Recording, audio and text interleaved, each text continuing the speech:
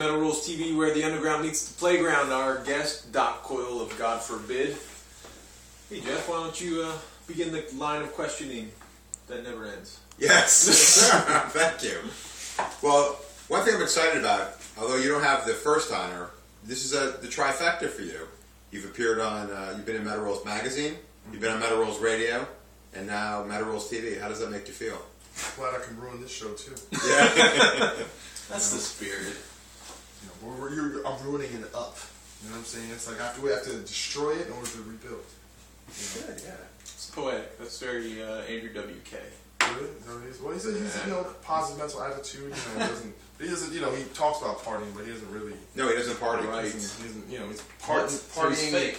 in his mind. Well, he parties like in his good, defines positive it differently. spirit, but That's right. It doesn't mean bong hits. It means party. We're here. Dancing. Yeah. Surfing. All white mountain climbing. Blowing noses. Healthy party. Yeah. Oh yeah. Have you met Blowing him? noses. I haven't, but I used to work at a club that he owned. Santos? Yeah. Oh, you worked at Santos Party I House? used to work there. Yeah. I was an usher. Look at that. We went there and saw Hate Eternal. Yeah. It's an awesome. Vital club. Remains and It is a nice club. Origin. Yeah. Yeah. Great people. Good time. Good spot. And I like the first Andrew WK record. It's my shit. There you go. Our story with that was me and Jeremy were hanging at my house one night, and they were world premiering the video for it, and I was like, "What the hell is that? This guy's great." So I went on Googled the guy, and we put in a request in, and the next week we're interviewing them before the record came out. I thought he was going to be humongous, and I don't know because that album is so. Because he looks really tall. Yeah. Jeremy used to work on Metal Rules and Metal Rules Radio. Yes. Well, two of the guys from this band were in Obituary, right? They Yeah. are Yeah. or were. Well, they might still be. It's a drummer. No, Donald. Yeah, Donald. Or no, Tardy. I'm sorry. Yeah, Donald Tardy. Yeah, Donald Tardy was the drummer when we went and saw them. Yeah, I think one of the guitar players. Why are you saying? Mm-hmm. So Do it. Wait. What was that? why is metal so lily white? What does that Lily what? White? Yeah. What does that mean? No, I think he's talking about in terms of culturally. The humanity. Well, I think use the word culture, and I think it's pretty obvious. I think there's certain things culturally that work, with certain lifestyles, and I think and that's changed. For example, you look at the mid '80s, whereas hip hop came in and was this kind of an urban thing, and what did it become? It became pop music, and it permeated throughout suburban culture and pop culture, and so but it still has that connotation, and I think it's I gotta explain it like this, I don't know how all you guys grew up, but I'm assuming it's somewhat suburban, somewhat middle class, somewhat mostly, in a. I grew up in Compton. There you go. There you go. But in that environment, maybe you have an older brother who's like, oh, check out Black Sabbath, or you go to school, oh, there's Metallica tape. But I grew up in the city, around all black and Hispanic kids, and there was no one doing that. So I had to I learned about it from MTV, from odd sources, and I think it's just music, things like that. I think in a certain way they choose you. But I think it's also cultural. It's if you're around something a lot, it's going to bleed into your persona, and it's hard, it's difficult, especially for kids, for teenagers, to buck the trend. They want to fit in. They want, you like Nas? I like Nas too. Yeah, you got those pants up, and I think it's just a reflection of the culture. And I think it's just, it is what it is, and the thing is, I'm mixed, so I can... Right. Theoretically, I could go either way, but I grew up, most of my childhood was in an urban environment, mostly black, mostly Hispanic, but I basically raised by my father, who was a white guy, who was a piano teacher, who loves jazz and classical, but he also liked Nine Inch Nails and Rage Against the Machine, but he would also play, but he has a teaching degree, very much into, my father knows more and cares more about black culture than anyone I've ever met in my life, so it's, I don't know, it's very interesting, I think, how... So, it's kind of like what you were exposed to, because you were exposed to a wide range of things. Well, I think he exposed me to a type of thinking is to just do your thing, find out what you like. Find your own. Not telling you, Yeah. he wasn't like, you're gonna go to church. You're gonna listen. It was a, I think he encouraged intellectual curiosity, which leads you to whatever you find. Would you feel that, God forbid, kind of opens up for non-whites? Like people of color. maybe, people of color. Or whatever I don't you know. say. I don't know because I don't really think. I think at the end of the day, it's still about the content of what you do. Mm-hmm. Like they're like, yeah, I don't care.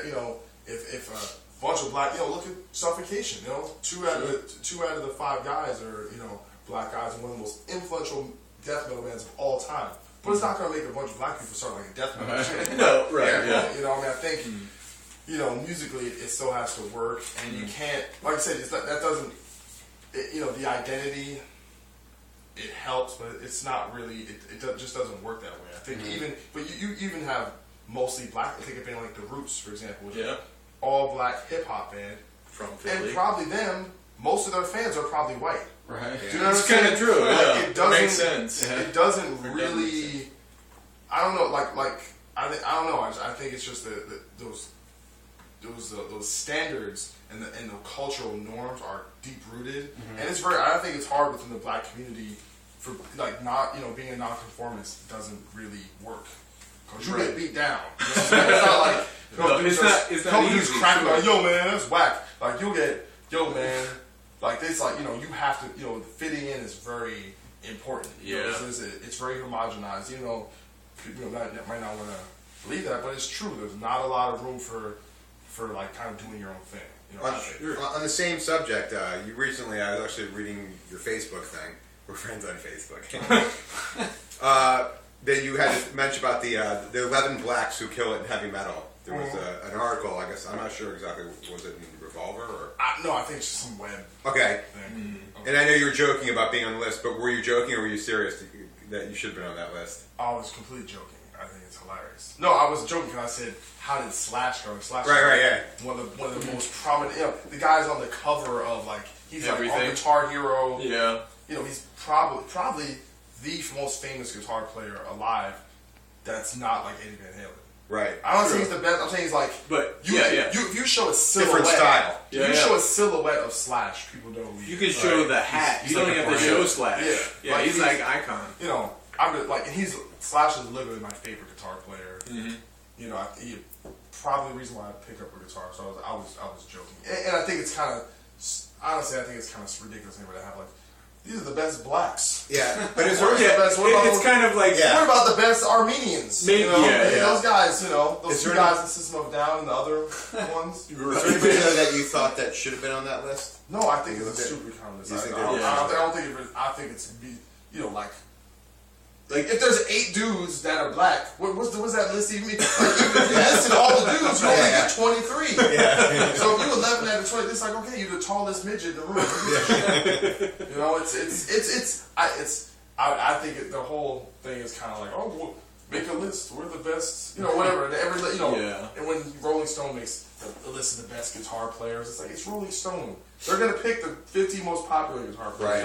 Right. And then the first one will be somebody controversial. Well, it'll be like Kurt Cobain or something, but I don't take that stuff that seriously. I was more making fun of it, making fun of myself, whatever. But Byron was on the list.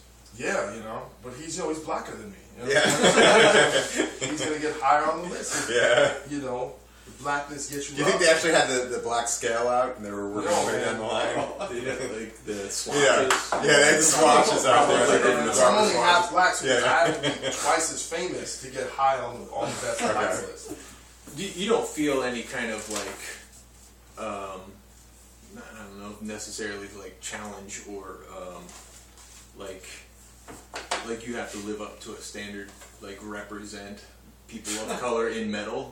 No, because does it make a difference to you? No, because I think when we were, especially at the time when we first started, because it was me and my brother who mixed, Byron and Corey. The thing that was different about us was we weren't trying to do black music. We were just trying to be the best metal band we could be. And Century Media was a record label at the time, kind of they used it kind of as a marketing gimmick. Really? Which I think is cool, but it kind of I I don't know. I mean, Pigeonholed you a little bit. not pigeonholed you. It's just kind of like you're that band. So Right. it's like this thing where even if you have certain successes, it's almost like there's a gold, like a little A asterisk. star. Yeah. You know, like you couldn't just be yeah, an awesome good new metal band. band, that's why. Right. Yeah. Yeah. It's not like Kitty. Yeah, no, it's Yeah, it's but almost like it's Kitty a has the girl same band. kind of thing. Yeah, but Right. at least Kitty had like a gold record, you know. Yeah. Selling out, you know, like venues, and they were huge, you know, and that's. It's only because they had boobs. Yeah. But I'll say the thing about them though, they're actually like still playing, and they're better now than they've ever been, and they bust their ass. They're It's great. just the one chick though now, right? No, the it's original. it's Morgan and Mercedes, and they're like, and they love it. You know, they just like they. You know, I actually give them a lot of respect because they're legit. They go out there, they do the work, they put on a great show. You know, and that's kind of like. Not even like I think because I saw them when they started and they were young. Yeah, they were like 13. Sure. They were kids. You know what I'm saying? Like so, it's like you know it had that novelty factor, but they're out there still doing it. I give them props. You know what? Speaking of like starting out young and then being around, you guys have been around for a while, but I know that you weren't real happy with some of the sounds for some of the ways that your music was handled, like the Better Days EP. Mm-hmm. What kind of things do you think have changed or not changed? What do you mean as far as? Well, an interview I had read before, it said that like it was mastered and it was just kind of.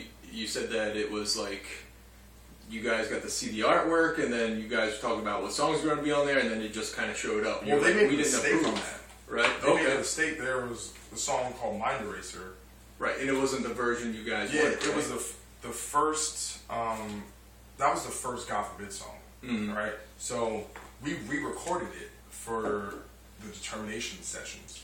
So it was a B-side that never got used, and they literally took the original version, which sounds like shit, and put it on there. But they didn't use the re-record. Like the whole idea was like we have this new version of this song that sounds better, and it's really cool, and you know, and they just kind of botched it. But I mean. I don't know, things happen, like I don't really take that stuff too seriously. I think about it from a fan's perspective, like I feel like they kind of got ripped off because they didn't get as much unique content, you know, except for there was I mean, obviously if you never heard that, you kind of got exposed to it, but it wasn't really great representation because the recording wasn't that great. But the first song, Better Days, was on the Gone Forever album, so people had kind of already been exposed to that. Right. But ultimately, honestly, stuff like that is kind of, it's small, but you know, I want to do right by. If people are spending money on God Forbid stuff, and I feel like they should get a worthwhile product. Sure, know? And that's part of it. Especially if you rework it. It's quality. It's quality control. You know, that's all. So now after that happened, do you like kind of double check with everybody? Like, hey, you guys got the right stuff, right? You know, well, it's. I mean, now it's weird. It's so like. It's almost very bureaucratic. Like every little decision goes through like so many different channels. It's actually really hard. Like there's like 2 people from our management goes to the band. Everyone makes sure that the thanks list and make sure the spelling. It's like it's actually it's almost like too much now. It's like why you just send it through? I don't care. It's like that. It's really like now with like emails and stuff where everyone can kind of put in their 2 cents and you have to go back into a thread of like 40 emails. And like, we used to have those back in the day. We did, but it's not the same. Yeah.